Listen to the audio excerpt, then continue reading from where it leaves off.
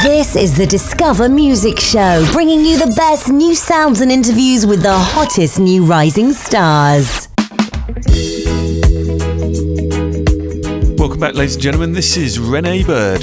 I like to run away from you, but if you never found me, I would cry. The new tune is called Never Never Never. And here she is to talk about it. Rene, welcome to the studio. Oh, good morning. Good morning, good morning. Your passion for singing began from a very young age when you participated in numerous talent contests, namely the inter-college competition based in London, which nurtured stars like Daniel Bettingfield. What were you asked to perform during that particular event? Oh, yeah, it was a live band and I performed Reminisce, which was actually by Mary J. Blige at the time. So, yeah. That brings me way back. Fabulous tune. She's a fabulous lady too. And you come from both a religious and musical background, with your father a music producer and your uncle a gospel singer, now internationally known as Bishop John Francis. It sounds like there was a lot of music in your home when you were growing up. Yes, I was very privileged to. I know it's very cliche to say you come from a gospel background, but that is my background. And my uncle, he was one of the first to have a record deal with CBS way back then, and their choir, wow, called the Inspirational Choir, did a lot of Royal Command performances. So the Royal Variety performance, he was always on there, where the choir was the main focus. And then they also supported Madness with a track called The Wings of a Dove. So I remember seeing that as a young child. He left the music industry, and then obviously to take on the position of being a man of cloth. And now he's a bishop that works, does a lot of ministry all around the world, South Africa, America. He's very well known, Europe and Israel. So that was amazing to see him grow to those heights. And then my father, he had a band called Buzz that was signed to RCA. That was back in the, say, early 80s. And he did a lot of touring. He was always on TV for various shows. It was constantly around me, musicians and singers. And I was very lucky to see performances by a lot of the acts that are doing well now, which is like Sting and Sade. I would sit down on a little speaker as a child and watch the performances, the live shows. So great heritage. And now, of course, you're involved in Teens Unite, the charity which was formed by Karen Millen, OBE, and you're also an ambassador to the Nelson Mandela Children's Fund. Tell us a little bit about the goals of these charities that you're now supporting. Yeah, well, I met Karen Millen some time ago, amazing lady, and obviously she's more known from the fashion arena. And I went to a dinner and met her there, and she was basically promoting the charity that she's engaged with another lady called Debbie. And the whole idea behind the charity is to assist teenagers with life-limiting illnesses. So that is cancer, leukemia, and also being a woman of colour, there's a disease that is quite prominent in the Caribbean and African, I think in Middle East as well. Yeah. Which is called sickle cell. And I haven't got the full-blown version, but I have a trait of it. And that is another life-limiting illness. So that's how we engaged in conversation, just about that's something that affects other teenagers. In all fairness, I haven't caught up with Karen for a while now, so I'm looking at their calendar of events, and I'll get a little bit more involved. And it's always good when you're raising awareness of yourself to see what you can do to promote various charities. So that's kind of where I'm at with Karen, and she's an amazing lady. They're pushing the charity forward.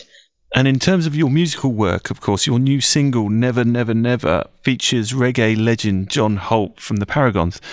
And I was just wondering, having listened to the tune, how much of him has been influenced by this particular tune? Yeah, well, I've come from a Caribbean background. I'm third generation Jamaican. So my parents were born in the UK. My grandparents were actually born in Jamaica. But as a young child, I used to always hear music, whether it be Bob Marley and then namely John Holt. I used to hear the 1000 Volts of Holt. And this particular song jumped out at me. It was very melodic and very similar in style to the kind of music that I liked. So I thought it'd be great coming from that parentage and heritage to do something to demonstrate a style of reggae. And that was it. When I heard it, I thought it was great. I had to end up meeting him and performing it with him, which was even better, because I think some people thought it was a remix because obviously he's sadly passed away. But we did it together. I was introduced by a lady called Melissa that made it happen. And the response has been amazing of the version that we've done. So I hope it made him proud that it's not far off from his original version. It sounds great, and I was listening to it this morning thinking what a wonderful tune and what a wonderful singer, of course. Thank you. Thank you. What does the future hold for you in relation to this latest release? Well, there's lots going on. Just touching back on my ambassadorial duties as well for the Nelson Mandela Children's Fund. It was an absolute honour to be given that position. And obviously, he sadly passed away 2013. So there's a lot of work that's been done to keep his legacy alive. The main thing being they're building a hospital in South Africa. And that's basically been loads of fundraising and awareness has been created. I perform for many of their events, corporate, say RBS and Barclays, to create awareness for that. I'm also in the studio recording various cuts for my new album. I have another EP out that actually is on iTunes alongside with Never Never called More Than Words with various other tracks. So you can hear an R&B pop artist first and foremost. But the idea is to definitely release more singles and hopefully continue to build the fan base to create that awareness of who I am. And get a chance to sleep maybe at some point? You sound quite there's a lot going on there. Us artists very rarely do. A lot of things I've had to fight my corner. I've got a great team, Dreambox Productions and KML Events, that have been really helping push it forward. And I work with loads of different brands as well. You know, artists, as they're singers, they're wearing shoes and clothes. So I work with various different brand collaborations. And I'm soon to actually do a deal with a new fragrance line, which is amazing at this stage for me to endorse their brand and things like that. So there's lots going on with my brand, loads going on, and I'm very grateful, to be quite honest. Fantastic. And where can we access you online to listen to your music? Okay, well, my new single, Never Never Never, is out on iTunes. So along with that, you can also find me on Facebook. And if you type in Rene Byrd, I have my fan page there. So please connect with me there. And Rene World on Twitter, Rene Byrd Official on Instagram. So, yeah. And that's Rene Byrd, B-Y-R-D, just to be clear. Yes, thank you, yeah. Thank you so much for coming into the studio today. It's been a great pleasure talking to you.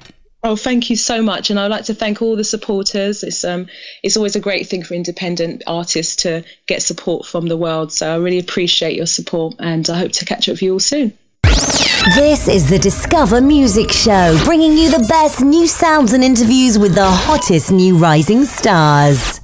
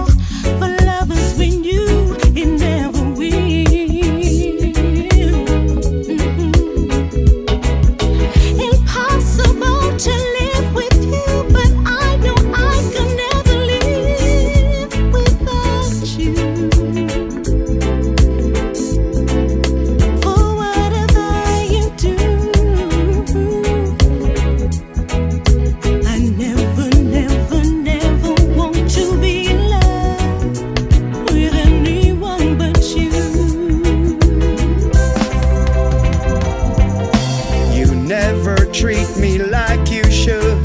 So what's the good of loving as I do?